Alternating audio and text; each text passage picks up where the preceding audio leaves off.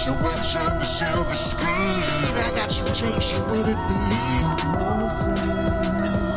Popmosis Film.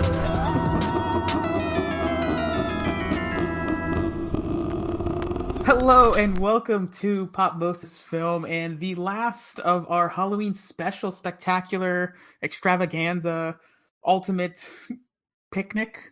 I don't know how picnic came in there. I was looking for a word. I was looking for a word and I didn't want to not say one, and picnic is what? The worst possible extravaganza, you can use that word. But welcome to Popmosis Film, the podcast that asks the question, what happens when a fan, a writer, and a critic get together to talk about films? That's what we do. I am the writer in that trio. I am Josiah, and I am joined, as always, by... Paul? and Tyler, the ex-critic. The process of elimination, I'm the other guy. But you're going to school for animation, so you'll be I feel like after a while you're gonna be so critical on things, especially like special. Oh, I mean, it's already happening. It's already happening. So. No, totally. We'll just have to delete all the old episodes. You take 3 classes and Pixar's completely ruined for me. Yeah. It's like that one psychology I took as a freshman. That I figured everything out and still have it all figured out. I didn't need more than that. Just that one class. Yeah. One. So my question for you guys, I have a question for you guys. Have you ever been on a hayride? Tyler, you're from Texas. You've had Yes, been on a hayride. I have been on a hayride, unfortunately. No, I haven't been on a hayride. Paul's the West Coaster. I realize that our podcast from geographically, we kind of dig up the country here. Oh, that's right. Have you guys ever been on a haunted hayride? No, I never was allowed to when I was a kid. And then when I guess I could make my own decision, I didn't want to go on a hayride. Yeah. Probably my junior year of high school, we decided, myself and a group of friends, and we were all like the filmmaker creative types, right? My buddy Josh, who is an actor in LA, and we got together with a group of our other friends to create our own scene for the haunted hayride. And we had big ambitions. So the first night, being me, I kind of conceived a zombie sequence. The first night that we did it, it sucked horribly. So we had the idea, we dug these holes. We had these holes and we had 2 people in the holes, and the idea was we'd have sheets over the holes covered with dirt. And they'd pop up, attack, and I was the gravedigger, and they would attack me, and then another zombie would attack the car and all that. I'm singing songs, grave digging. I would sing whatever songs people requested that I knew. And, at the time, like Barbie Girl, and I'm just kidding. I'm sorry. Think of seriously, what late 90s songs were bad? Was the Macarena involved in some way? That Ghetto Superstar was a popular one. Oh, I remember that one now. So stuff like that, and I would sing the song, and then I'd get attacked by my buddy Watson zombie, and then the other zombie would come out of the ground to go after the hayride. And as he's going after the hayride, from the other side, Josh, specifically my buddy Josh, the actor, would come and go on the cart. The first 2 nights, he pulled a girl off the cart, right, and that was our plant, right, like our. She was just out for the ride kind of thing. Shit out of me right there for a split second. Not some random girl, but people thought it. Like the first time we did it, people got off and is she okay? And we're like, you're kidding, right? It's part of the whole thing we're doing here. And we take that person off, and then you drive a little bit further down, and we would have, so the group was all guys except for the girl that got pulled off.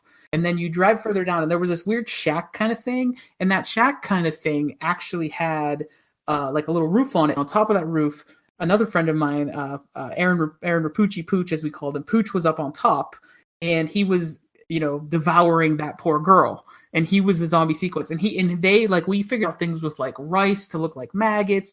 Ours was getting buzz from the other groups. People would come to see our scene, and we were kind of unaware. You're in this bubble where you're just trying to make your own thing better. And then so people there's word of mouth around our sequence. The third night, the girl that we pulled off the cart got sick. She couldn't show up, right? So you don't have the part where the girl gets pulled off anymore. Instead, Josh would just kind of attack the side of the cart, and then it would drive down, and you'd see another zombie. In our mind, it's all one big sequence. So then they announce, sometimes you don't need elaborate things to make a scary, spooky sequence. And second place is the zombie eating the girl. And I remember Pooch and I looked at each other, and I'm like, go up and take the prize. So he went up and took the prize. And we just thought, take what we can get. We had no way in the world thought what would obviously happen next when our other scene won first place. So the judge, because the girl was not there, thought that we were two separate scenes, but we were actually one. So we were just like blown away when we won it. Plus, we won second place. So part of our scene was better than everybody else's. So all of that, my zombie glory, is the segue in today's film, which came 6-7 years after that. I don't know, probably not that many. 2004, probably about 5 years after that. Zack Snyder's remake of George Romero's Dawn of the Dead.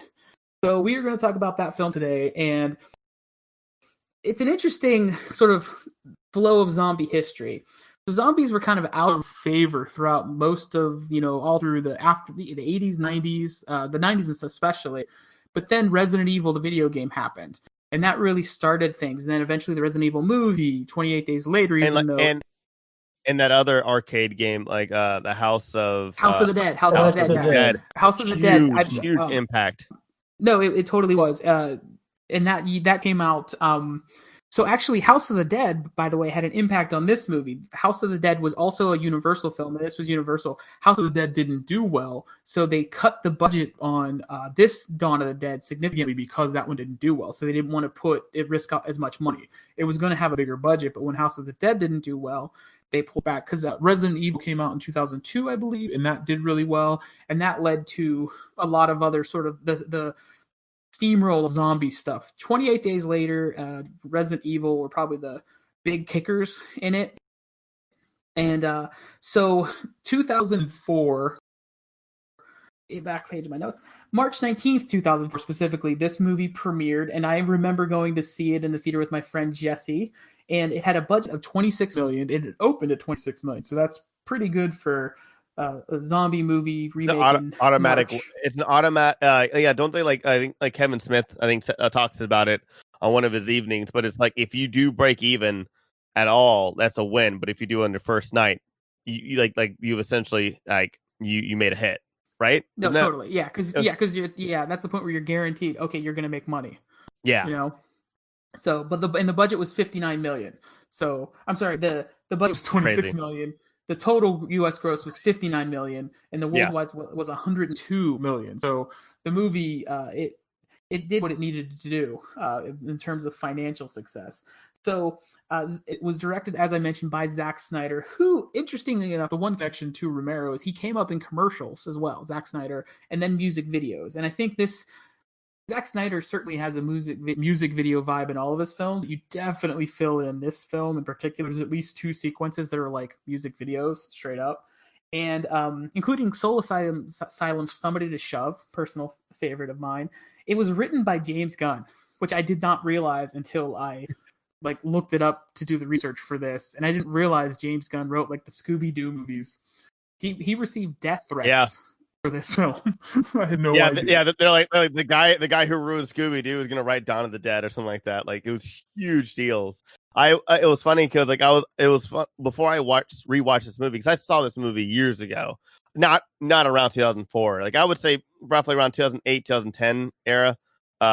And because my friend, one of my best friends at the time, Jason, had his own little home theater system set up, a projector and everything, and so I was doing the article for the episode prior, earlier this month, because I was just knocking out all this month articles for everything, and I was and I looked, go James Gunn. I go, that's funny. I was there's 2 James Gunns, and then I looked more into it, and I was like, oh no, there's still just one James Gunn. What the hell? It's kind of the same thing with Joss Whedon in Toy Story. I mean, when I found out that he wrote Toy Story 1, that's crazy to me.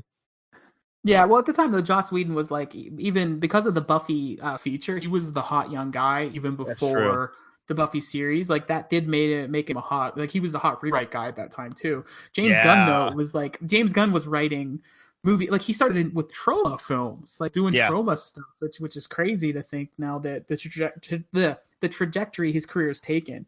So it's also has uncredited rewrites by Scott Frank and Michael Tolkien. So those guys were not credited, but they did do rewrites on it. And it was produced by Mark Abram, Richard Rubinstein, who we talked about on our Dawn episode, and Eric Newman. Now, apparently, what I understand is Eric Newman, from what I read, is that Eric Newman sweet talked Rubenstein into giving him the rights to make the sequel, or to make the remake rather. So I thought that was interesting. And that's how it was described in a book that I have. It's like a zombie history comprehensive thing where it's sweet talked him. Those are the words it uses. It doesn't go into more detail, but apparently, so I think Rubenstein wasn't really involved in this one functionally, but he got the producer credit where it seemed to be Eric Newman was really the boots on the ground producer. So that is a bit of our backstory, and plus a lot of my backstory on Hay Rides. And so first thing I want to talk about, we'll just jump around a bit, but I think one of the significant contributions to this movie and this era of zombie films is fast zombies. So what do you guys think about fast zombies? Oh man, see, like that was funny. Like I like not saying I didn't want to talk about this now, but there was like so many other things I wanted to talk about this movie. Can we like maybe like backtrace a little bit into it? Where like there was a whole thing where like George Romero was very upset about even the possibility of a remake, but came to terms with it when like Zack Snyder was making it. And I remember like when this was coming about, that was the whole thing where everybody was like begging for George Romero's blessing once they were making this, because remember back then the internet was kind of prevalent, but I mean you didn't see anything like a classic movie being remade like this, like where that's kind of normal nowadays, where we get Tron sequels and shit. Well, from Romero, I'm not delighted that it's happening. Yeah, I don't have anything against it. I just thought it wasn't a very good idea. That's what I've heard. I heard that he, after the fact, I couldn't find any quotes to verify it, but I heard after the fact that he didn't like hate it. But yeah. the real problem is why Romero would like it is he made no money off of it. It was so even when he was trying to get in the 90s he was trying to make his fourth zombie film, which would have been called Dead Reckoning, which eventually became Land of the Dead, and direct as this right around the same time this happened, Land of the Dead happened, all these things happened. He was trying to get his zombie film made, and so they're making. I didn't even know that. I think my thoughts is he's just a little bitter and he couldn't get the Resident Evil film made. He got fired from that. So my thoughts are he just made a little bit bitter or hurt that they're remaking his film when he's having trouble financing something new. I actually don't blame him though. No, I don't either. And he's not making any money on it. He was not financially connected. Well, he didn't have the rights or anything like that? He didn't have any kind of... Right. That's why. Yeah. Oh, that's right. Yeah, we talked about that on the Dawn episode. So or that's heartbreaking. Dawn 78. Yeah, I'm so sorry. I didn't mean to backtrack. I just thought that. Totally. That's so weird because I guess because you know what, Tyler. The funny thing is, all that's in my notes, so it's applicable here. I wrote all these notes down. I mean, I wrote that quote, and I'm like, oh yeah, perfect.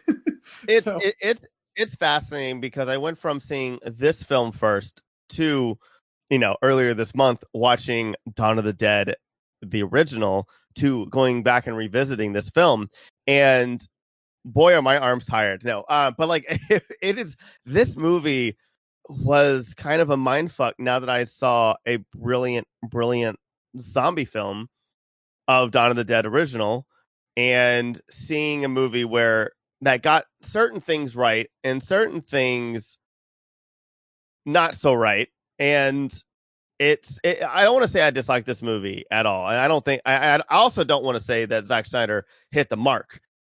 This movie, though, compared to seeing the original one, it's night and day, but also redeemable in some certain aspects. But also, I guess another thing for me is this is not a remake, like at all. The only thing is there's a mall and a bus, and pretty much I think the only thing that they share is the name, and then that they're in a mall, just a location, but none of the characters are the same.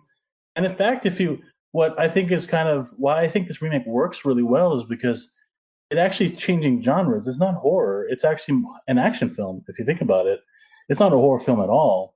And so that's why I think it works so well, because it's like doing a different genre in the way like Alien and Aliens. They're very different genres. Like Alien is horror or sci-fi horror, and then Aliens is an action movie more like. So I think that the reason why this remake it works so well is because they did the same thing here. And because by doing that, they don't invite comparisons to a classic film. So I think it was a smart move on their part. And I agree with you 1,000%. Well, hey, quick on that Zack Snyder quote. This is a re-envisioning of a classic. There is not a valid reason to remake Dawn of the Dead. That's not what we set out to do. Not what any of us wanted, even though you did. There are some amazing updates to some great films. I love Kaufman's Invasions of the Body Snatchers, Carpenter's The Thing, Cronenberg's The Fly. They're great movies that add to rather than diminish the original films. We really saw this as a chance to continue the zombie genre for a new audience, which is actually so. All that is actually my zombie speed question was actually intentional in that because I apologize. No, I was trying to get to Romero. So because Romero hates fast zombies. He disagrees with fast zombies. And watching this film, I agree with him. And I was watching it with Judy, and it's funny because they're not as scary when they're fast. I know that's strange and it seems counterintuitive, but it's not as scary. Yeah, honestly, if you want scary, do something slow. Like Alien, when the alien's moving slow in the first one, it's scary. But when they're zipping around and everything, it's not as scary. If you want action, you do fast. If you want horror, you do slow. It also works with Paranormal Activity. Like when they started going faster, you're just like, all right, you're losing me. And also, like what we talked about before, the Saw franchise, like Saw 1 was like, what's going on? Everything was really, really slow. And then as the movies kept like going, they got more about like more deaths and more people, and it just going so fast. And you're like, I'm not really scared anymore. Like with the first one, because your brain. Yeah. For something to be horror, your brain has to process what's happening, and if things zipping around and jump scares, like you can't process it in your brain, and so it's like, what the hell's going on? And that's why like something like The Shining works so effectively is because you see a reaction shot before you see the actual thing, like the twins or whatever, and then you see the twins and it like focuses on them, and you like process it, and you're like, holy shit, look at those Grady twins, they're fucking terrifying, it like take again. Like I say before in a lot of other movies, like take some time to breathe and let the audience like understand what's going on. And not to say that this is like a bad movie by any means. I think that as far as remakes, like this is one of the stronger remakes because it changes genres. And I think the fast zombie thing actually works to its benefit because it's something different than the original. I personally am okay with the fast zombie thing. I know that it all started from 28 Days Later with the fast zombies, and I think if used effectively, I think it could actually work really well. And I think it worked really well in this. I think it worked well in 20 Days Later, 28 Weeks Later. And actually, I rewatched World War Z. Not as good. I would say the first, the 20 minutes, like you guys were talking about, was pretty good. But then after they get on the ship, it's like, I didn't give a shit anymore. Yeah. But yeah, totally. Fast zombies can work, but it's more by doing fast zombies, you're kind of changing genres. And I think why like 20 Days Later is still considered horror, even though they have fast zombies, is because he's pretty much alone for a considerable amount of time. Like it's just a couple people, and it's like the human horror aspect. It's not really the zombies; it's more like what the military guys are trying to do with Naomi and like all the characters, like it's more the human horror aspect. So and you don't really have that in this. You don't have the biker gang or anything like that. They are the biker gang. Well, yeah, I mean essentially like I meant the zombies were because they were fast. That's all I meant. Sorry, I was making a really stupid joke. And I don't know. It just this movie works in a different way because it's an action movie. And I want to say because thinking of that way helps me actually accept a little better that it works more as an action movie. But I think the problem I see is they were trying to make a horror movie. They want to make a horror movie, but I think Zack Snyder is a good action director. At his worst, he's a good action director. Like all of his films are entertaining on that level. Even when we talked about Sucker Punch, what works about it is that's about the only thing that works about it. And I think that helps me with this movie. Yeah, this movie wants to be, I feel like a horror movie, but I think you're right. It's an action movie. And I don't know if it was fully intentional for it to be, or if that was just the nature of Zack Snyder in particular, kind of going with his strengths as a filmmaker, which we would, at this point, this is his first feature. After this, we would now we have a sense of the way he makes films. We didn't then. So can I ask you both a question though? I'm not a big fan of the fast zombies unless they're used well. And I actually think I agree with you with the 28 days and weeks later. I think that they are utilized very well. I don't really think that they're, I feel like in this movie is more about more not grounded. That's not the right word, but I think some zombies are slow and like some exceptions are fast, like maybe depending on whatever that person's diet was when they were living and how well they kept their body.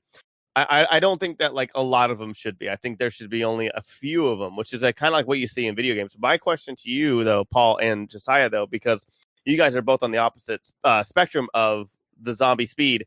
How do you guys feel about jump scares? Because I don't like jump scares because I feel like they're cheap and it's that fast thing that I don't want, where I agree with you, Paul. Like for me, real horror is the slow. Somebody who turns around the corner and like, it's just, yeah, it might like startle me, but I don't really enjoy it all that much. It's not that, I don't know. How do you two feel about jump scares? I'll go first here, and I'll say I like the jump scare used very, very infrequently, because I would cite one of the greatest jump scare examples in cinema history in Jaws. Whenever they're exploring the boat and underwater, and the face that comes in and he jumps back, but you don't have constant jump scares in that movie. It's the tension that builds. That's why that scare gets you. Wait, so would you consider that a jump scare, or would you consider that as a payoff? No, that's a jump scare.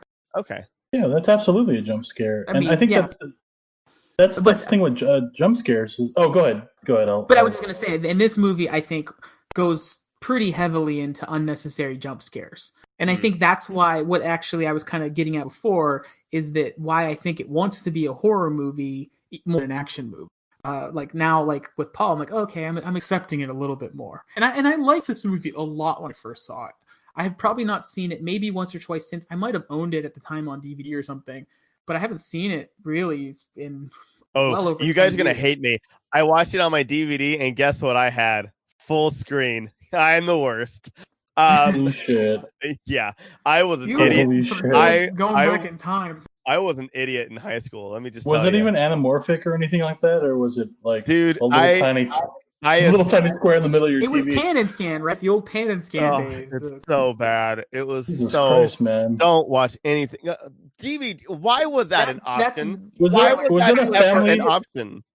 Was that DVD like a family heirloom from your dad? No, I bought it. I remember I bought it for $2 at Walmart on Black Friday in 2008. Man, I remember because I bought I have over 2,000 movies. So it's like, and most of them from either I worked at a place called Buybacks, or then at Walmart on Black Friday, or sales and stuff like that. So I was stupid. I have so many full screen editions, and I hate my life.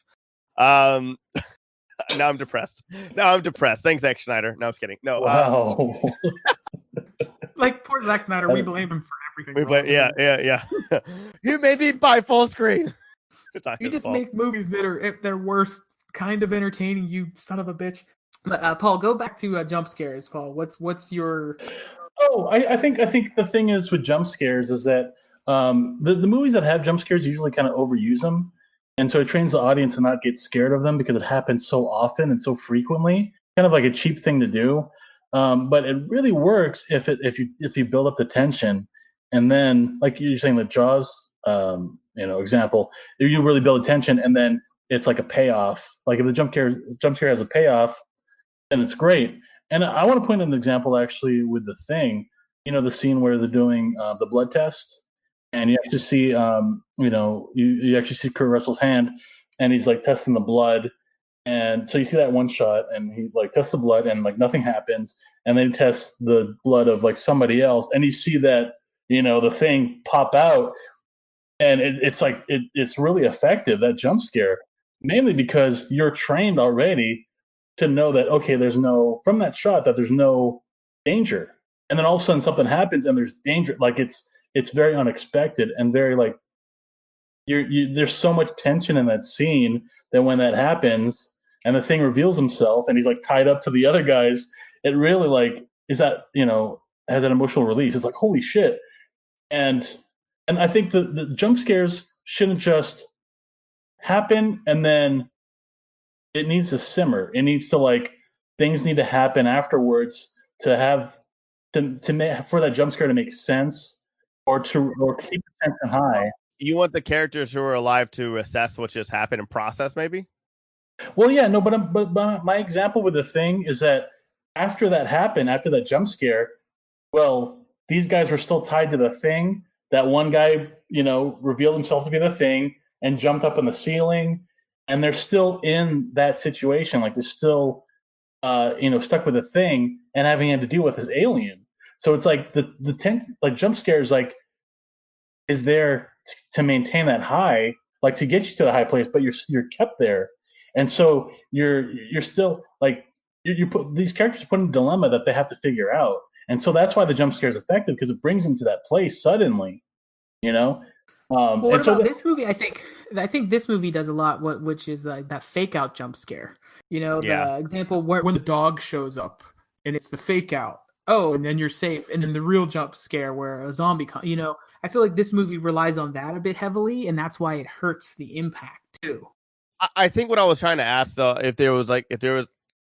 if you can compare the differences between like I guess jump scares, but I guess jump scares have a different degree. But I think I was just basically comparing to like with me, I don't really like jump scares unless like there's a setup and it is actually really big on the story. Like I hate the ones that just when it's a jump scare where somebody just turns a corner and they do the stupid music and everyone's like, oh, you're not gonna kill me, and then somebody kills them from the back, and it's like it's just dumb and nobody even like talks about it. I guess that was like my whole thing was maybe absolutely. I think I got lost in my own I got lost and maybe the question's a lot bigger than what I thought it was. In your example, I mean, that's a kind of a stupid way to do the jump scare because there's it's like an empty threat. Nothing happens.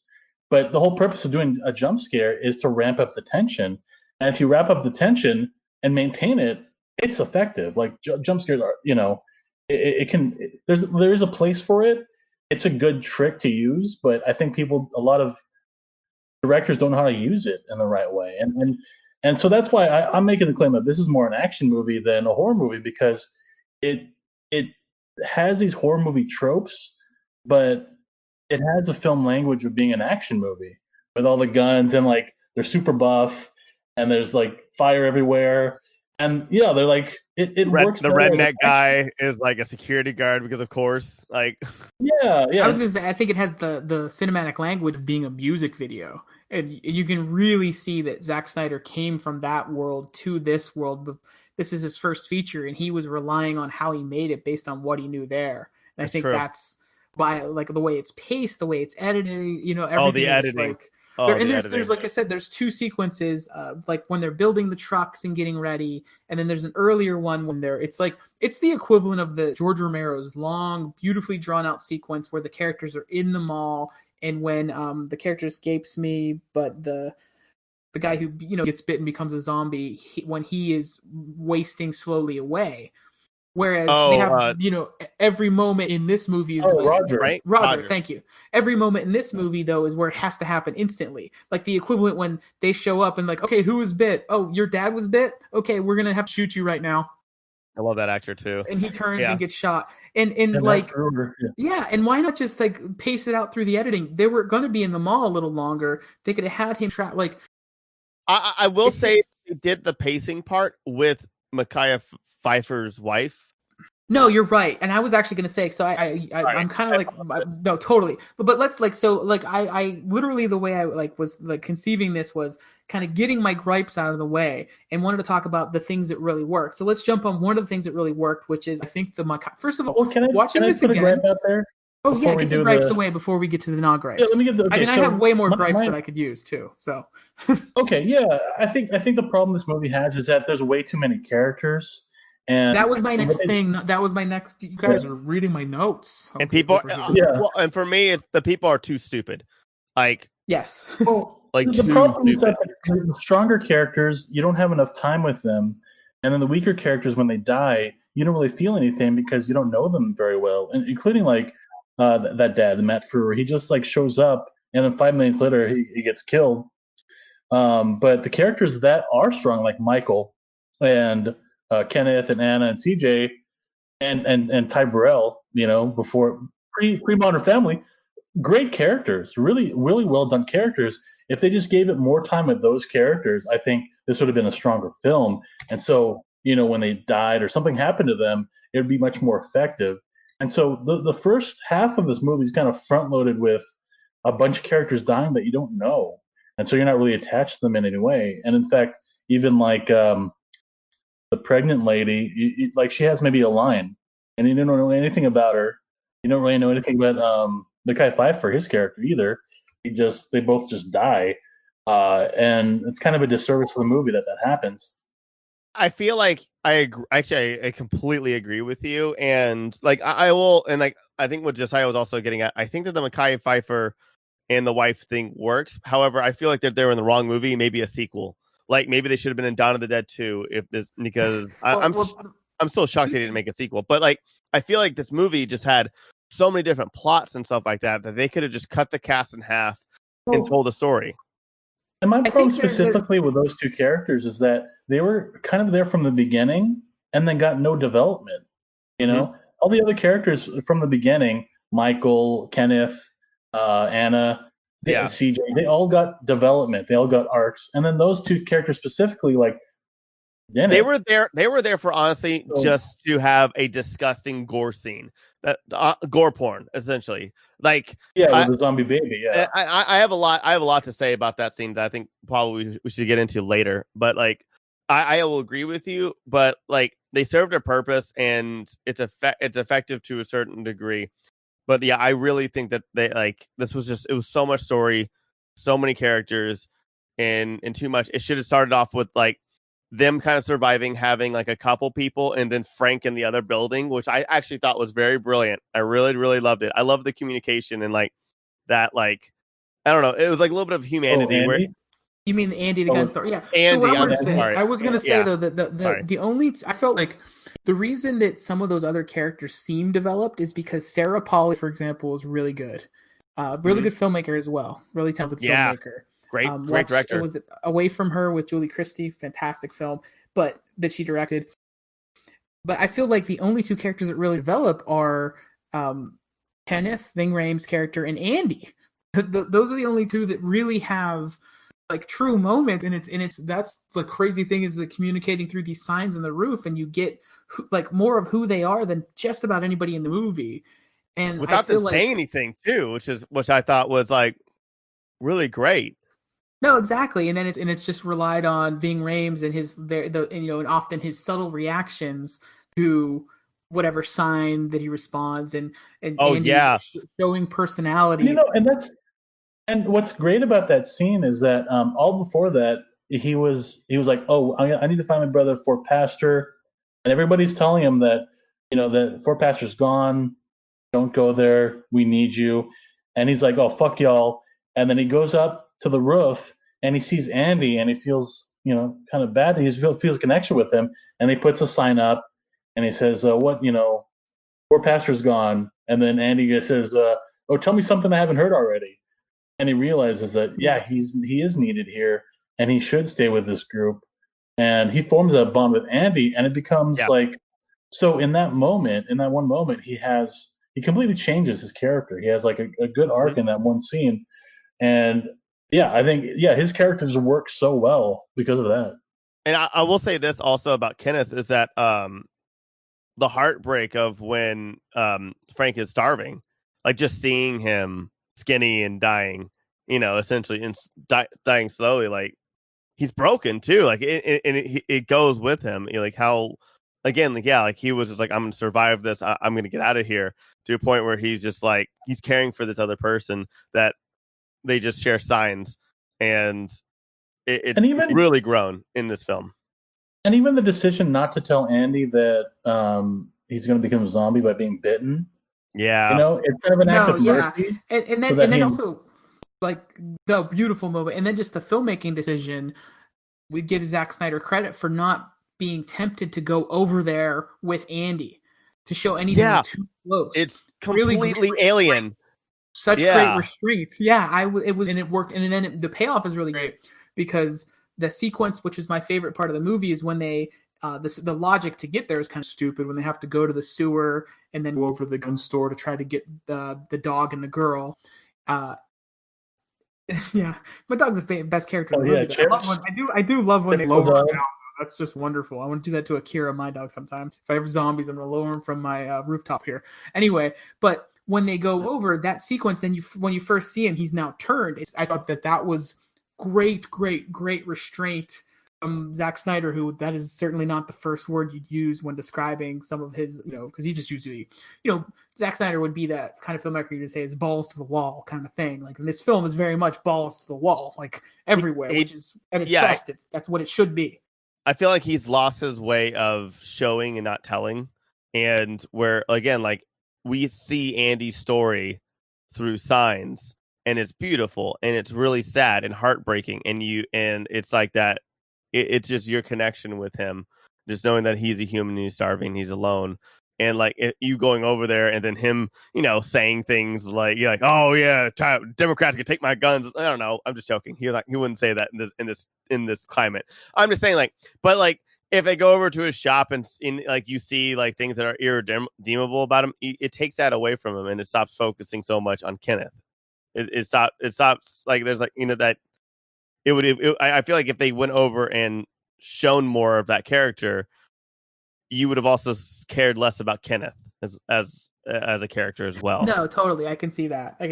But one thing, kind of talking about like the characters, like I was watching it and I was like, there's too many characters in here. And Judy was watching it with me, and she actually said there's so many characters it was hard for her to follow. Like that was just. I watched it twice. I forgot the old lady was in it until the birth scene. Like I legitimately, like she would pop up both times. I'd be like, wait, I don't remember this old lady. And then I watched the second time, and like I know you see her once before, but then like she's in there, and I'm just like, oh yeah. And then when I watched it again a couple days later, so I can have more notes for this movie and have it refreshed. I was like, oh yeah, that's right. I forgot about her last time too. Yeah, and it feels like one of the things I was thinking about that it felt like a lot of the characters that were in this movie, other than the kind of the ones we've mentioned, were put in it in order to like almost have a death payoff for the most part. Like I really like Final Destination with zombies. The old guy and the girl that the modern Ty Burrell is having sex with. Those were like just there for that chainsaw sequence. It like felt like they did nothing other than like pay them. That chainsaw sequence is so stupid. And it felt like there were multiple, like a lot of those little B characters were there just to have something happen. And I think that just hurt then like the development of those characters that were good. There was something there, like the part where is his name Jake Weber? Jake Weber. Yeah, Michael. Yeah, Michael. Mm-hmm. Thank you. And he, when he talks about, like when there one sequence that could have been something special, the dinner sequence that was just way too short. Just let it be a little bit longer. This movie had you could have given it some space. That's our one character moment in this film when there's like they can relate, and he has a great character moment there, and he's the only one who gets it. You could have given it to another character here or there too. There when he talks about I was a bad husband, but I was like a good dad. The cliche of me on this podcast is dad. Me, Josiah, is now a father to two little girls. I can't not see the world that way anymore. So that stuff gets me, even if it's like maybe a cheap character little nugget in there, but it works. But nobody else got, like, even in that sequence, you could have just had it be a few minutes longer and given some things to other characters. Obviously Sarah Polley, she has the advantage that we follow her and her character. Is it Anna or Anne? Yeah, Anna. Anna. We follow Anna. Yeah. So I can't, like, there's so many characters I can't even get the name exactly right. So Anna. She, we follow her from the beginning, even before the outbreak, and then see her at the hospital and stuff. And so we know who she is because of those things. We see how she witnesses her husband get bitten by the little neighbor girl, and she has character development because we experience it, but no one else really gets it. Everybody else is just like, they're walking. Oh, hey, there you are. Oh, these people pull up in a van. And you don't give them anything for the most part. Like, and Tyra Burrell is great because he does so much, like, with obviously the character is meant to be just the worst person, and he does a lot with it, though. I was really more impressed watching it back because I remember hating him the first time I saw it, and I realized, oh, you're supposed to, but it's because he's good as an actor and really makes it soar. I love his sarcasm, and it just kind of gives it like a good layer of comedy to the whole. You know, I never would have like, thought I that always- Ty Burrell would be a good asshole in a movie. I just never would have thought. Totally. Oh, Like yeah, America's he's great. dad. It's funny because like seeing him, you almost wonder like it's like he has like every great line. It's like, okay, I wonder if maybe that might have belonged to a different character, but it's like, no, he's too good. Give it to him. Mhm. You know, it's like every great line. I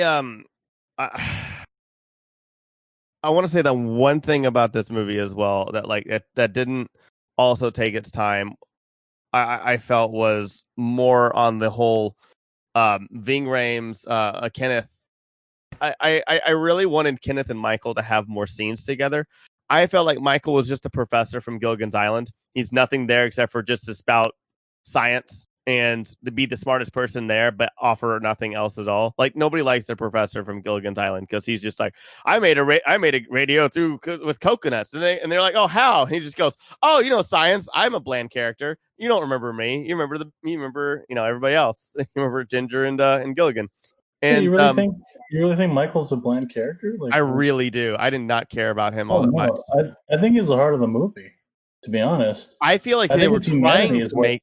Yeah, I feel like that they were trying to make him that way, but I thought he was just kind of generic. Oh, no. I don't know. Not at all. I think he's like, yeah, I think that he's the heart and humanity of the whole movie actually, because he's like that reluctant leader. He's like the Rick Grimes, and he's trying to pull everything together. I think that I'm with Tyler and with you, Paul, because I think that they wanted him to be that, and the actor's really good, but there was just not enough there for him to do it. Like in terms of the leader, like he has a couple great moments where he kind of manipulates CJ in the beginning, and then obviously he gets the best sort of death sequence where he stands in the dock because he's been bitten and he can't go with them, and he wants to see the sun one last time. But he does. You don't like again. I cite where like.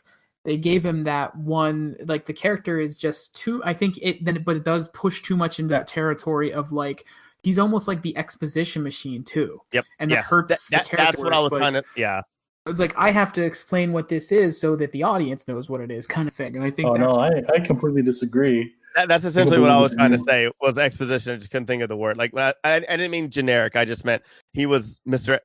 Exposition. Out of all the characters, I think he's most like the conduit for the audience. I think with a stronger script, I would have felt the same way. I feel like that's what it is. Well, now listen to that. I always wonder if there is a stronger script because I feel like there's some nuggets and some really good. Didn't James Gunn like bowed out at a certain point? Well, and it was rewritten. There was like I mentioned the guys that there was 2 writers that did rewrites on it. It was I mean a lot of movies have rewrites, like Frank and Michael Tolkien. But these are uncredited rewrites, so that usually implies something else and probably like a Writers Guild sort of maybe behind the scenes battle for credit as well. Credit. There's a lot of crazy credits when it comes to rewrites where like again. Just because it's rewritten doesn't mean that they rewrote the entire script. There could have been key scenes that they were hired to rewrite completely. A weird one is Charlie Kaufman from like Adaptation and all those other really depressing films from Spike Jonze was brought in to do rewrites for Kung Fu Panda 2. And that is not a lie. And it is. Oh, man. Can you edit this part out? We need to. Kung Fu Panda 2. I don't know. What I'm saying is that I still see a lot of James Gunn in this movie, especially with the baby birth. And I also feel like the whole them getting to the breaker, like that whole thing to me screamed James Gunn, especially if you've watched Slither. There are a lot of parts in this movie that scream James Gunn to me, and also the ending. I think the dinner sequence, I think that seems like James Gunn. I think he's very good at character dynamics and character interactions, and so I definitely think the scenes where they're together, like I think the scene when they're on the roof and Andy's shooting like Jay Leno, like zombie Jay Leno. Oh, 1,000%. That's James Gunn. Totally James Gunn. No, that totally. And that scene is fucking fantastic. That's like one of the best scenes of the movie, and that's totally a James Gunn thing. Yeah, absolutely. That's all I meant though. Like I think like they had two rewriters, but I don't think that they rewrote like I honestly don't think I cannot imagine that they made like an insane amount of changes to it as you know. And So I also think that like if I mean I don't know what happened behind the scenes, but I think if he was more if they didn't do the rewrites and it was like completely he was on board 100% from the beginning to the end, I think the movie would have been stronger as a horror movie. we also And don't I know think, because this was his first real Hollywood film. Yeah, everything like what yeah, what Josiah said before. Everything else he made was like not smut, but like it was. Well, he was coming up in Trauma, which yeah, Oh, yeah. it's not. I mean, high think of art it by this any way: means. Zack Snyder works better with a lower budget, because he's has that like sort of like he kind of like he came from commercials and he has like he is more of the like the indie director sensibilities, and then when he's given a bigger budget, he has like, oh well, here's all these toys, let me play with them, and it doesn't really work.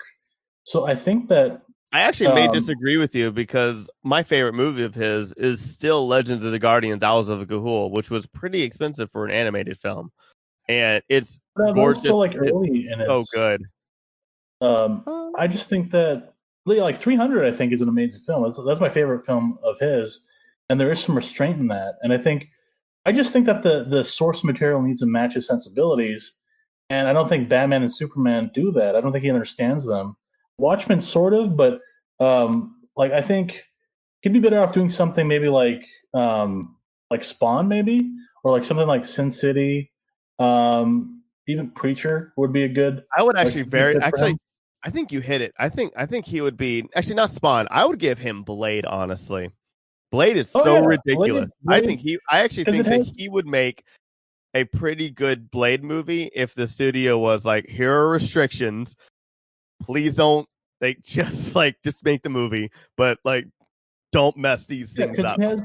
He has like the sensibilities of like a darker character, like somebody that, and I think that's why with 300 works so well because Frank Miller has like. I don't know. It's just like it's. Well, the book is very small and very short, so it's not not a very long book. So the movie definitely had to take its time on things. Yeah, it's just that's the thing. It's like you match a director to a good source material that really works with him. It's like Martin Scorsese can do a movie like The Irishman, but he couldn't necessarily do something that Tarantino does. Certain movies work to people's sensibilities, certain source material, and so I just think I think Zack Snyder's like super talented, and I just don't think they matched him with something like I think maybe after Legends of Ga'Hoole or whatever. I haven't seen it. I heard it was really good, but after that, that was 2010. So he was that was halfway through his career. That was right before kind of Man like of if Steel. you think about it, that was like his kind of peaking in a sense, like at least like because I think we think this movie is at the very least good. All of us, we don't. No one hates Watchmen was before Legend of Ga'Hoole. Yeah, I think that's like Watchmen has things that work, things that don't, but it's kind of after that it's kind of like because right after Legend of the Ghoul, that's 2010, which I have not seen myself. Then Sucker Punch happens, and I think what we talked about at length on the Sucker Punch episode was Zack Snyder with sort of the proper restrictions and restraints and people or maybe producers or whoever or writer that can kind of focus him in the right direction. He's just this beaming force of talent that gets distracted by flashing lights. And I think it's the whole thing with like I think we talked about it too on Sucker Punch, or if not, I talked about it with somebody else. And like on Man of Steel, it was supposed to be a Nolan Snyder thing, and Nolan just like disappeared. So it was essentially Zack Snyder doing like double work kind of as like a producer, like essentially. Yeah, Goyer and from my understanding, though, Nolan's only involvement in that by the intention was he actually set up David Goyer with the studio, to make his version of Superman, and he was then credited as a producer. He wasn't really meant to be involved. Oh, and okay. I was at a Q&A where that's what I mean. To be fair, he said it at a Q&A publicly. I was at a Q&A where that is what Christopher Nolan said. Oh, that's crazy! I didn't know that. I was a Q&A. It was after Dark Knight had come out, before Dark Knight Rises. Yeah.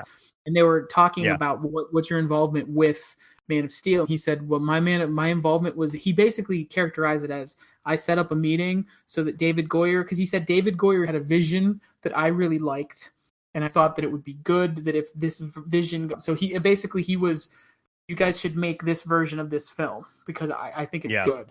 And he was and put my name on it because that would drive audiences. Exactly, and that'll help get it made and help you sell tickets. And that was.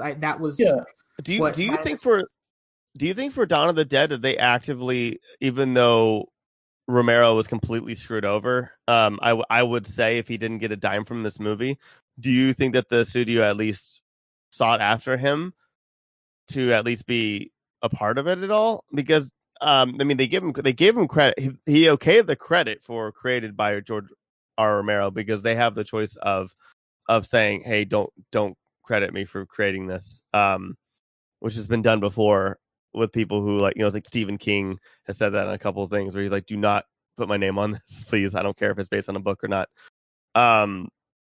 So like, I mean, what do you think? He didn't get any money for it. It was based on his. It said his credit is based on his screenplay.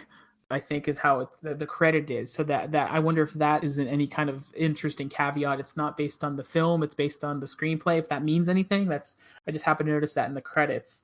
I don't know. I'm surprised they didn't. Go ahead, Paul. I'm surprised they didn't bring him on as like a creative consultant or something like that. And some kind of producer. He wouldn't have even touched it. He'd like I read that quote. He didn't want it to be made, and like he said, he had nothing against it. And you got to understand, going way back to, and we've talked about this on the Dawn episode with Night of the Living Dead, he didn't make money off of that. And there was I'm doing research specifically for a video I'm going to work on George Romero's failed Resident Evil film. I'm going to be hopefully launching right around the same time this episode is released to all you fine people in the world. And in that research, he talks. I wrote some quotes where, and it's funny because it intersected with this film because they were all being kind of developed near the same time. And so he talked about how in the 90s, especially, he didn't think he would ever get to make that next Night of the Living Dead movie because there were too many fingers in the financial pie. So the money for the previous movies was a mess because they were all like the first movie, they lost the copyright because of the weird law at the time. The second movie, Rubenstein kind of owned it and possessed it. The third one, I think that Rubenstein also produced a third one that even got to remade with direct-to-video garbage a few years after this. Oh wow! It's terrible, but that's fun. And it's that one is like, this one is like a remake, sort of loosely, where it's like name and setting. That one is even less so, where it's like just name, really, with Day of the Dead. So, but what happened was I think that was a factor, and he was have nothing to do with it, and he'd also spent like all of the 90s working with studios trying to get things made. He had a deal with New Line Cinema, like a development deal for like 10 years, and nothing got made. And here you're talking about his background as an indie filmmaker. He writes something, he finds the money, they make it. Maybe they don't have all the money in the world that they want to, but they make it happen. So I think that he was pretty burnt out with the studios, even though it was, I think, Land of the Dead did end up being a Fox production, so it was still with a big studio. But he was just, I think, burnt out with the studio stuff, and I don't think he would have touched it. I mean, you could argue that if a money truck got backed up to his house, but I don't think he wanted anything to do with it. I just don't think he did. They may have approached him, and he's, they kind of wanted his blessing, and he was like, that quote was, "I have nothing against it, but I don't think they should be making it." So one thing, I guess now I'll talk about it, as we're kind of, I don't know if we're, reaching the end of the episode, but I finally now want to talk about the baby scene. I do not like gore, not because it disgusts me or anything like that. It's just, it's not entertainment to me. It's never entertaining. I think Saw 1 tells a different story that has very graphic stuff in it. There are horror movies that have very graphic, gory things in it, but it works with the story or works with the situation at hand. I really am torn in between. I think that the pacing was done very well for this thing, but I think with so many elements of us not caring about Micaiah Pfeiffer's character or her character at all to begin with, and also it got to a point where he would speak for the wife, and you just know, okay, she got bit. It got to a point where it was obvious. It still it was hard for me to watch both times. It was like too much for me. And even though you don't even see the birth, you don't see much, and you see the baby for like I think one shot, it still was like I don't know. It was just too much for me, and I don't get queasy from movies or anything at all. I just thought it was insane how much it was, and it was a total tonal shift. Even though I know it's a very James Gunn thing from like Slither and Super and a couple other weird movies that he's made. It matched his like his MO, but like it still I wasn't really prepared for it, even though I knew it was coming. And yeah, it really like messed me up. And that's the thing is I don't know if that's a good thing or a bad thing. I don't know if that's something that the movie did well or did poorly, because I was disgusted and hated it, but it still stuck with me and I'm talking about it. So it's like, did it succeed or did it fail? So I'm going to speak as a father that witnessed one of his two children being born. 1 year ago, my daughter Primrose was born, and it is a bloody, bloody affair. It is like real birth. So watching that sequence, if you're going to have a zombie be born, it's got to be gory because there's blood, and it's terrifying. Even when we were watching it, Judy is like watching it with me, and she's kind of freaked out. These are, this is not her style of movie.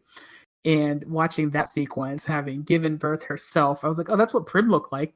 And I was half joking, but when the baby comes out, they look. Don't say that. Don't ever say that. Whoa. But I mean, like, I'm gonna say this: they look dead. Because they don't have oxygen in their blood yet. They're blue, and it was like, and when you have never seen that before, and they're coming, like that scared me. Honestly, when I saw my daughter, and then that's why they slap the baby and they cry and they get all that stuff going. But that first like split second, it's super terrifying because there's Paul, could you imagine like Josiah watching this movie and then him getting the call where it's like, oh, your baby's being born right now, and then you going and that's so weird. I can't even imagine.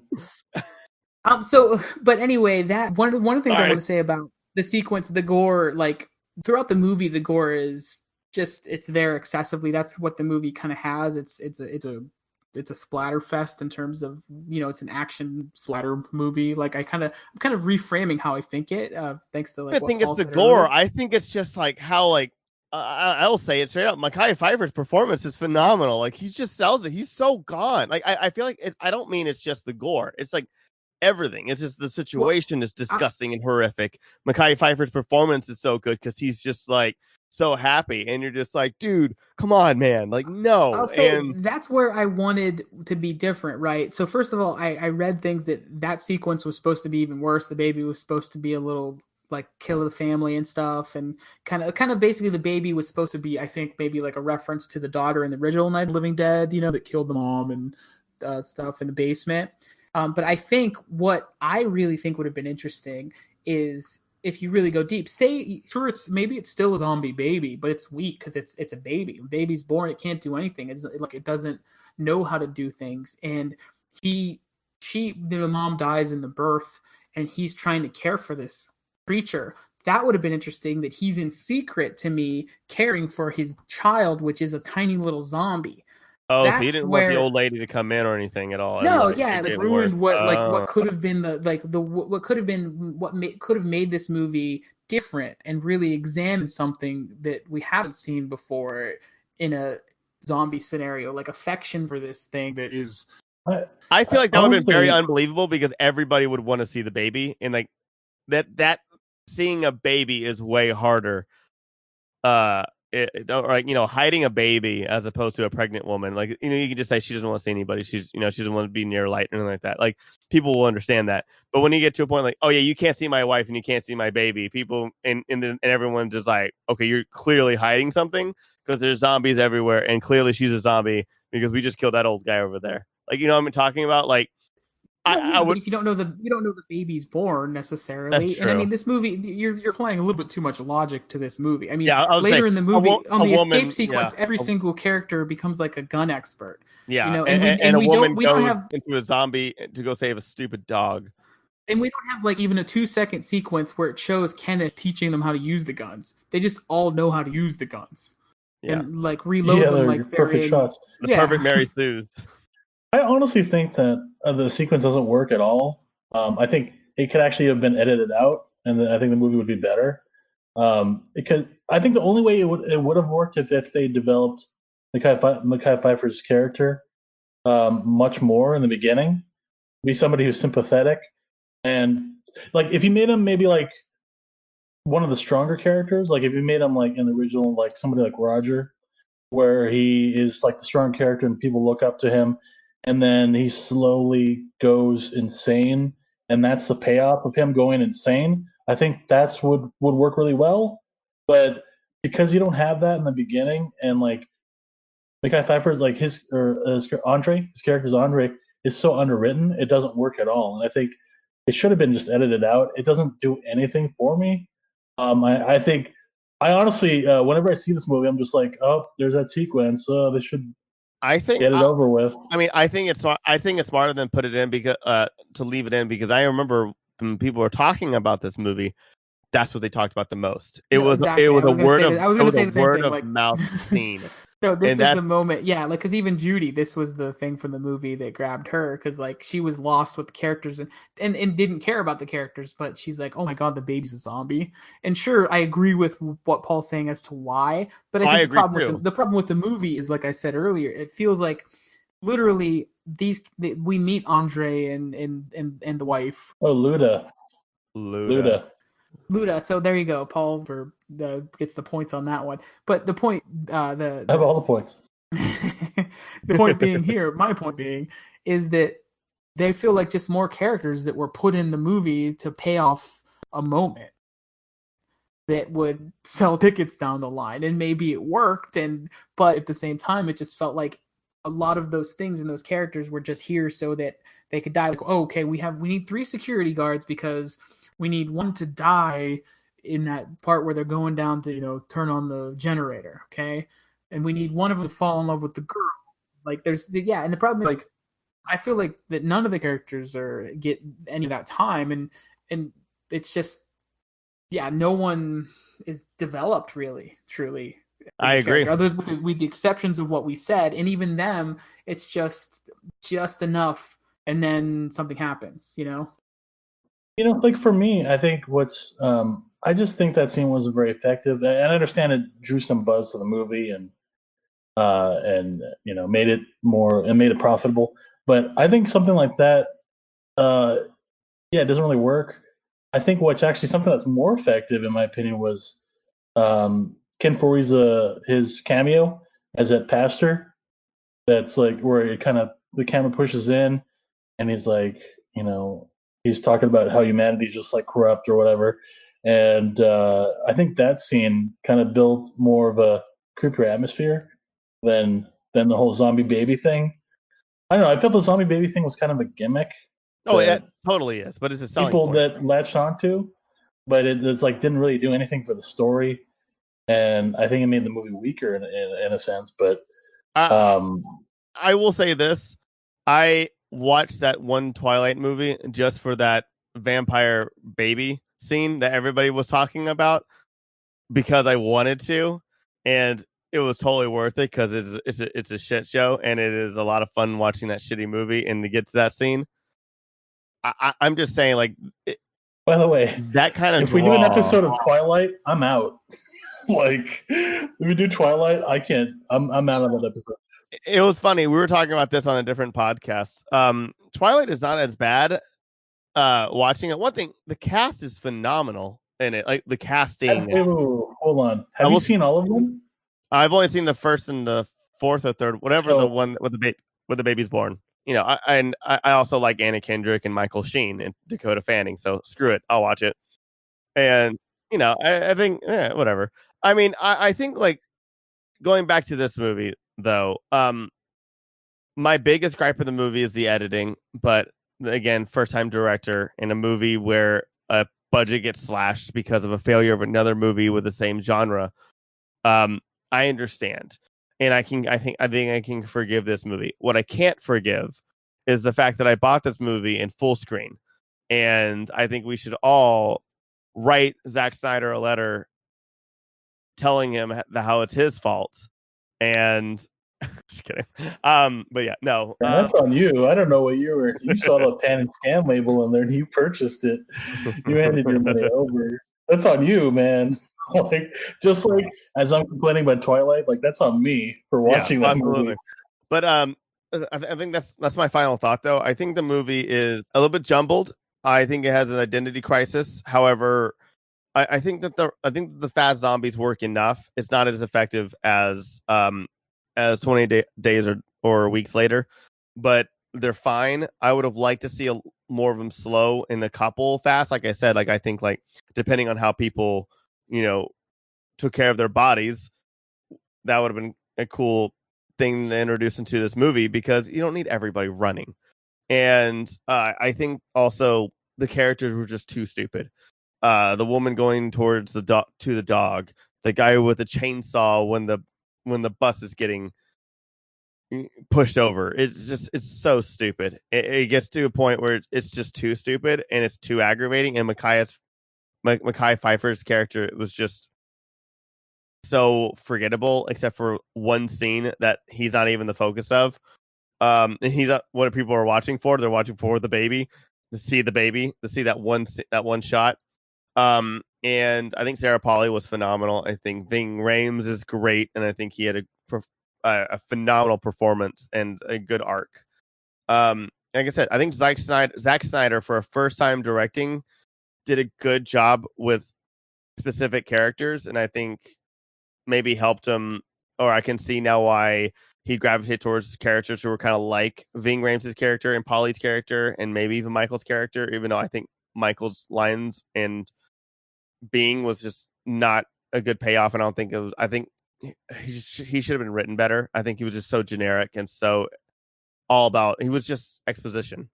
And I would have liked to see a little more CJ, and I think Michael Kelly's a great actor, and Ty Burrell kicked ass as an asshole. So those are my final thoughts in this movie. I would probably give this a 6 out of 10, but I will never watch that birth scene again.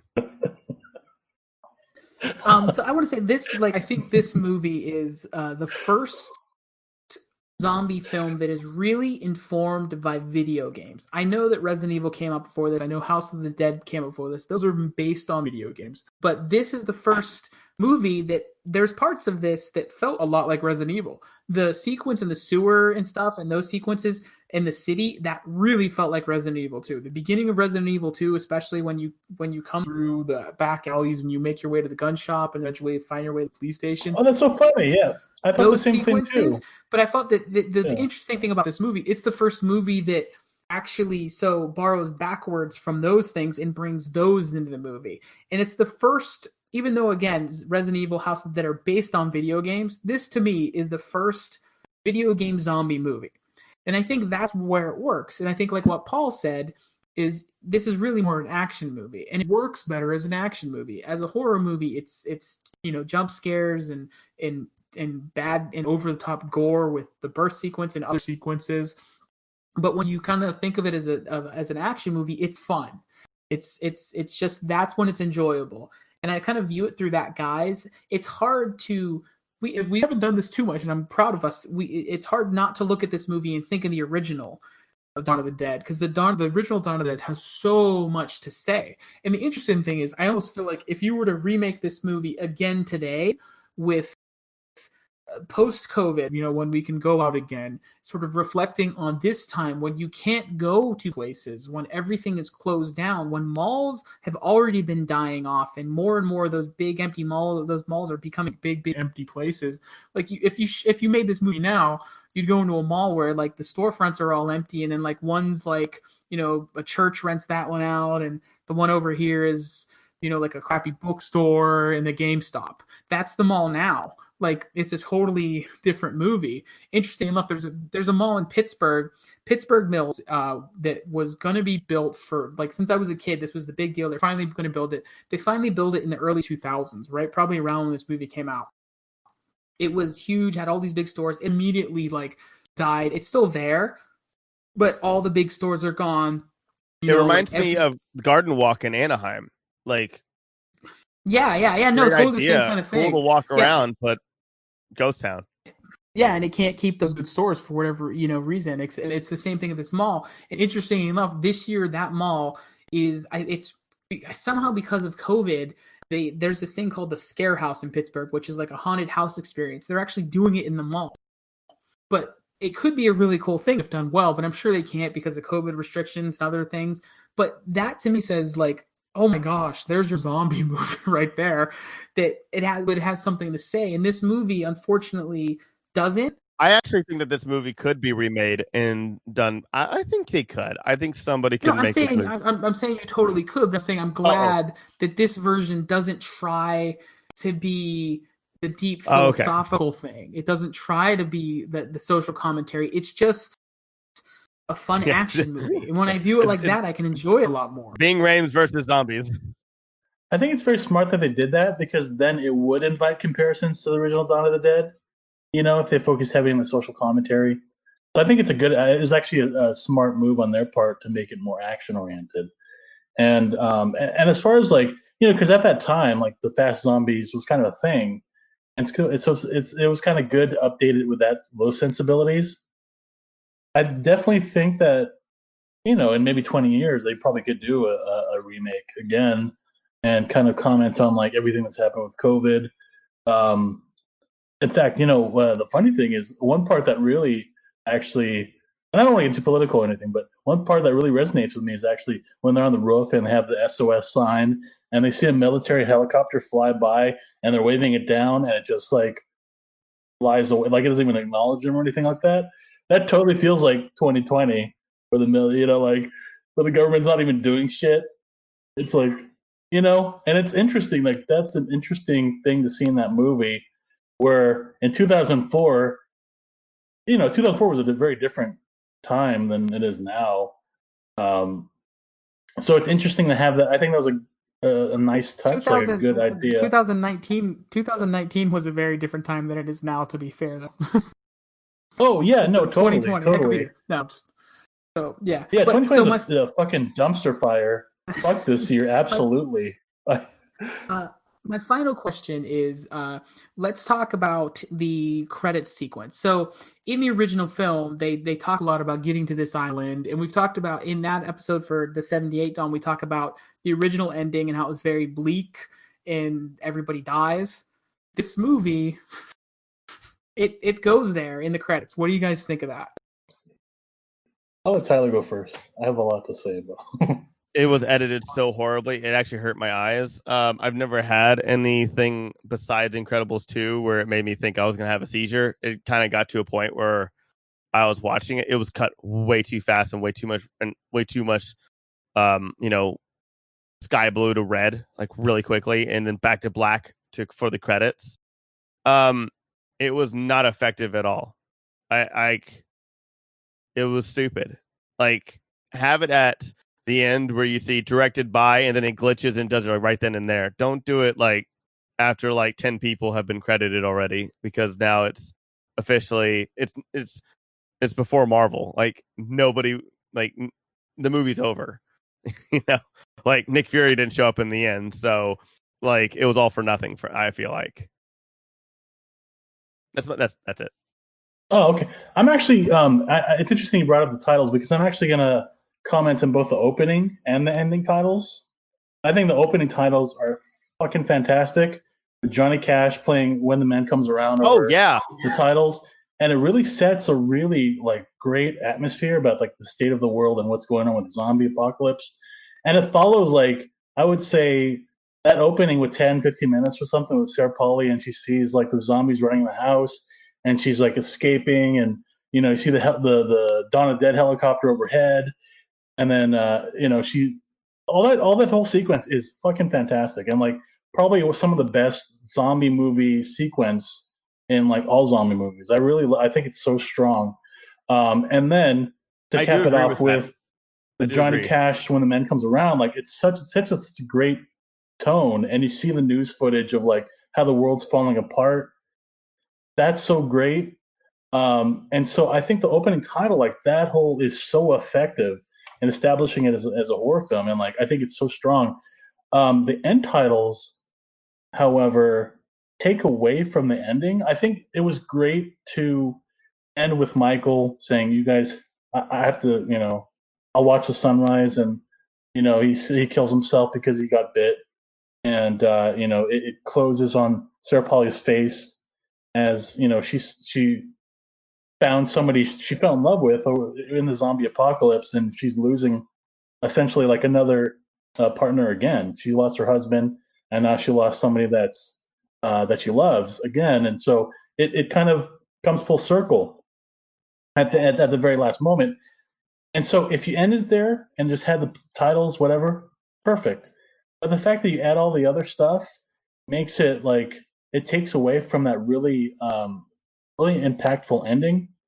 And I think what will make this movie stronger is if you don't have a definitive answer of, well, did they get to the island? Did they survive? Like you kind of it's left to the imagination, kind of like the original Donna did. And I think that would have been stronger as an ending than showing all that footage, because it totally detracted from the ending, and it made it like it diminished the movie in many ways. I 1,000% agree with that as well. I also just think it was edited so, but I maybe if it was done better, then maybe I would have enjoyed it a little bit more. But yeah, I hated it. There's a lot. Yeah, the way it was edited, Tyler, doesn't help a bad idea. It makes a bad idea worse for sure. Because then even like the credits, it was almost disorienting, like extra so, because yes. a credit would come, and then the sequence would come, and then back to the same credit. And I'm like, well, why not just go to the next credit? Like, yeah, just like have it be like, ugh. Did it not hurt y'all? Did it not hurt y'all's eyes either? Because again, like I literally like had to like look away, and like was just like Incredibles 2. I was like worried. I was like, am I going to start having a seizure? At that point, to be honest, I was probably like halfway in my notes just because it's the end of the movie and I'm probably jotting things down, which probably helped me. And I'm not trying to joke. I'm like being serious. I legitimately was like having that feeling that I would assume, because I've never had a seizure before, but like that in Incredibles 2, I had this weird sensation where everything kind of like I felt lightheaded all of a sudden, and then my eyes, it felt like my eyes were shaking when I didn't want them to, but I was looking straight. It was weird. I didn't like it. I really didn't like it. But when I want to talk about the concept side of it, I felt like exactly what Paul said. It really destroyed one of the best moments, and probably the best moment in the film, maybe other than the gun store Andy stuff. The best moment in the film was him standing on that dock, and emotionally, I'm like, oh man, I'm really with him, and I'm with the Sarah Polley character, like Yep. all the things Paul said with Anna's character, Sarah Polley's character Anna, like I'm there, and then it just takes that away, like. Or like I'm almost okay with them having some flip where it ends badly, if they just then have one thing where it ends badly. Not like the whole like they find his video camera and it's Ty Burrell with naked girls, and then the group being really annoying. It's like all of a sudden also that battery would be dead too, by the way. Yeah, it's all of a sudden it's like a bad found footage movie in the credits, like. But at the same time, do you think that was like reference? Sorry, do you think that could have been influenced by Blair Witch? I would say not Blair Witch, but in the 90s, zombie film was really relegated to like C-level, like camcorder cinema was what zombie films were at the time, and I think this was a reference to that filmmaking as opposed to Blair Witch. Yeah, there was a lot of like found footage stuff in that time period, I remember. Yeah, but zombies specifically really went into it, and I think I didn't know that. I'm sure. Okay. Yeah, so I think even like what Survival of the Dead, which I remember, he had it was all found footage. Well, that was several years later, though. I mean, where he kind of jumped on board. I'm just saying, it's like during that time period there was a trend of like found footage movies, and so maybe that's what kind of inspired that or something. Well, I mean, you're talking though with Survival of the Dead. Well, that was like 2009 or 10, so that was 4 years after this movie. But even before that, there was like a trend of. Yeah, and I'm talking about, but specifically within zombie cinema in the 90s, it was a big thing for camcorder shot zombie movies that kind of had that vibe, like mostly unwatchable things. Really, like that's crazy. Truly, that's crazy stuff. To me. So, but I think like what Paul's saying is right, and what you said, Tyler. Blair Witch, I'm sure on some level had an influence, but I think it's. Like I said, the problem with me is that I would almost be okay with just the sequence where you get to the island, then you see all the zombies. as like a flip. But the fact that you have like 20 segments leading up to that's where it's really like, ugh, like I don't like it either Or way. like, or like a mid-credit scene of them getting to the island, and then they're just walking in, and then like the camera like pans down, and there's like a shit ton of blood in the water, and then you're just like, what does that mean? And then it ends there, like that. Like it could be like, oh, are they safe or are they not? You know. Yeah, or like just I think something maybe more ambiguous would have been more powerful, but I think nothing would have been the best choice. I mean that's just No, absolutely. I think the ending with Michael, I think that was a perfect way to end it. And again, narratively, it goes full circle with Sarah Pauli's character, you know. And then just adding all that stuff doesn't really like help the movie in any way. It doesn't help the narrative. It doesn't. It detracts from it. And I think, like Tyler said, the editing is really like an issue, and I think that's a lot to do with it. And and also the timing thing. It's like, if you're an editor and you see the movie, you have to understand what serves the movie the best. Is it this emotional ending with Michael, or is it this found footage nonsense? And the editor made a choice, and he made a poor choice, and it kind of diminishes. At least the movie. you tried. Yeah, I mean, but the whole joking. thing, I imagine, like as an editor, you're supposed to play the movie's strengths Exactly. and really make the footage like work well. And so when you kind of tack on, it's like if you're building a house and you tack on like this shitty third floor, you know what I mean? Like you attach some kind of, and it kind of detracts from the whole house if you like shakily add this addition to it. I would have said wood paneling on a car. Or yeah, like something like that. Like it doesn't, it's like incongruous. Like you kind of ruin the whole thing because you add something that really doesn't belong. And so I just think, know when to end your film. Like you have a good ending and just leave it at that. Like don't and that's the problem with Zack Snyder is like he's so prone to excess, and he really needs somebody to kind of rein him in and kind of tone down the sensibilities, because if they do, I think he's actually a really like talented filmmaker. He's a great visual artist, and I want to say too, needs... it was functionally edited by Niven Howie is the name of the actual editor, but it is also an editor working at the behest of the director, which is what Paul can continue on. I just want to sort of differentiate between the actual person who functionally edits a film and the person who directs that editor and how to edit. Zack Snyder just needs some restraint, and then I think he'd be a much more effective filmmaker overall.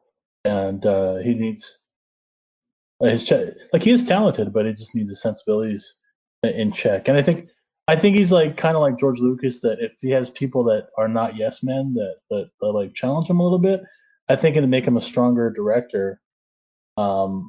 But like with when he did Justice League and Batman vs Superman, he had, I don't know, 250 million, or he had like 10 times the budget of this movie, and so he just went ape shit, and the consequences are, when I saw Man of Steel, I was like in distress. Like I had a anxiety attack just watching like Metropolis crumble and like all this, destruction, and I was like, holy shit, are they really doing this? Like this is like distressing, because I don't know. I just, like I said, I like early Zack Snyder a lot. I love 300.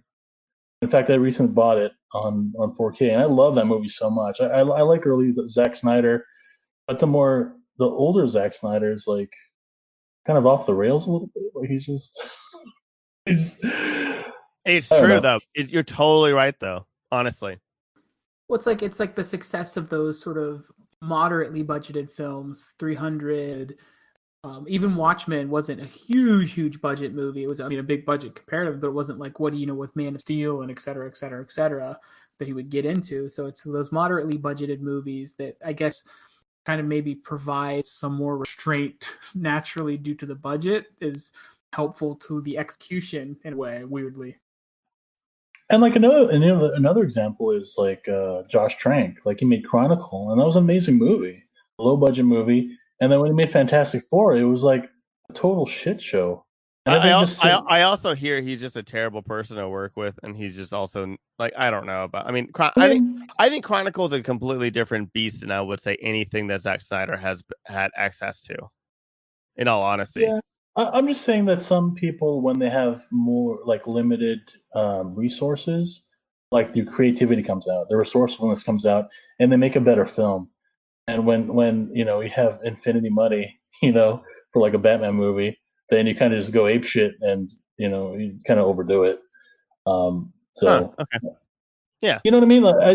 Like, and that's why I think Dawn of the Dead works so well, is because you know they didn't have much of a budget, they didn't have much time to film it, very limited resources. they had their budget slashed, so yeah, it's Yeah, absolutely. yeah. Well, I'm talking about the original one, the original George Romero. Oh, You know, yeah. no, that's fine. He, you know, because he was limited. What's it? It's like there's a phrase I have to Google or something, but yeah, generally like if you have more limits, it seeks you to problem solve and like be more creative and figure out solutions to, you know, to tell a better story. And in a sense, when you do that, it makes a better film overall. So I just think, and so I think that's why Zack Snyder's earlier films work better, because he was a little bit limited and he didn't. Because by the time he did by the time he did Batman, he was kind of a proven profitable director, you know, and so they didn't really have executives like checking him. I don't think they're like, oh well, we believe in your vision, you can do what you want. I think also because he had such a good relationship with Warner Brothers as well. I think that's the other thing. Yeah, and so this actually we're talking about. This is the only film not with Warner Brothers, I think, right? This was with Universal. Everything else he's done with Warner Brothers. So that says something just about his relationship to work with them, and also what it comes down to is it tells you that his films made money. You know, that's really what drives it. Whatever we think he's a critical darling or not, his films made money, and that's where that's all that matters. Meets the road in the industry, really. Yeah, It can be artful or not artful as long as it makes money. And that's the thing, like the Batman vs Superman and Justice League, like they made a lot of money, and even though we shit on it, it made a lot of money. It just didn't meet the expectations that we were hoping for, but they did make a lot of money, and so he's a good director. I just wish that he had some kind of restraint or somebody that kind of can rein him in a little bit. He can make a blockbuster that makes money, but I don't think he's a good director yet. I think he can be. I don't know about the Snyder Cut, but like, you know, we don't know. He has done good things, like Legends of Ga'Hoole, Watchmen, which is very polarizing. I do like Watchmen. I think I can nitpick because I love the comics so much, but that's a hard pill to swallow for. I Watchmen into a movie. I admire the balls that he had to like make Watchmen, because that's like, I agree, the Bible of comic book fandom, like the Watchmen. That's like the holy grail.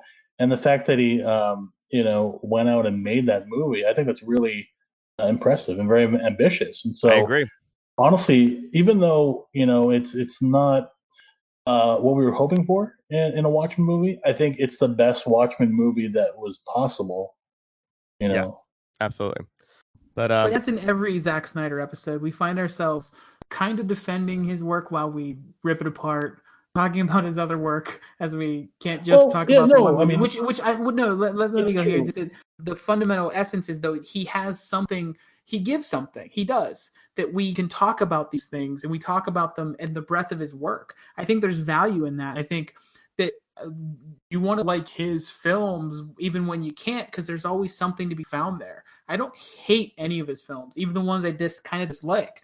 And I think that there's something to that. There's something in that. So any final thoughts, kind of bringing us back around to I'm done. Dawn of the Dead.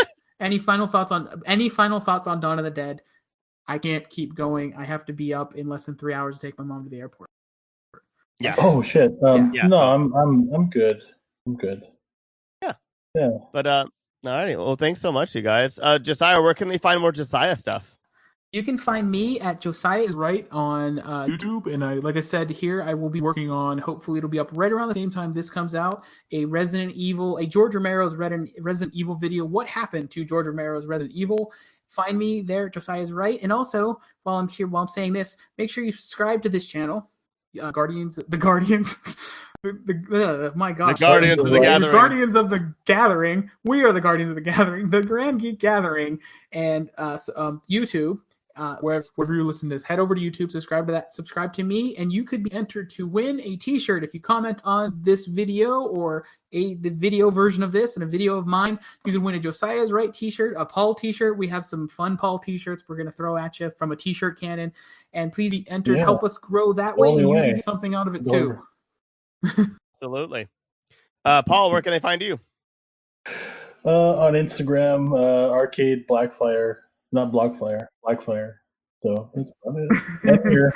That's the evil Paul's Blackfire. Awesome. And with that ends our month of horror. We will be back next episode doing normal films as well. But I think that we had a blast with this month.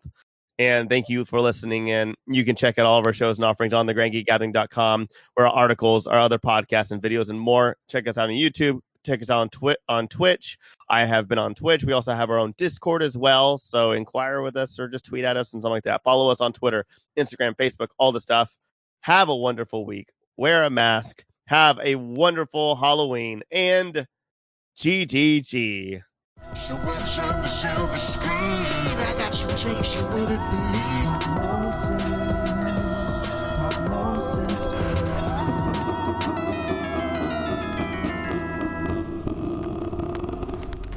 Grand Geek Gathering.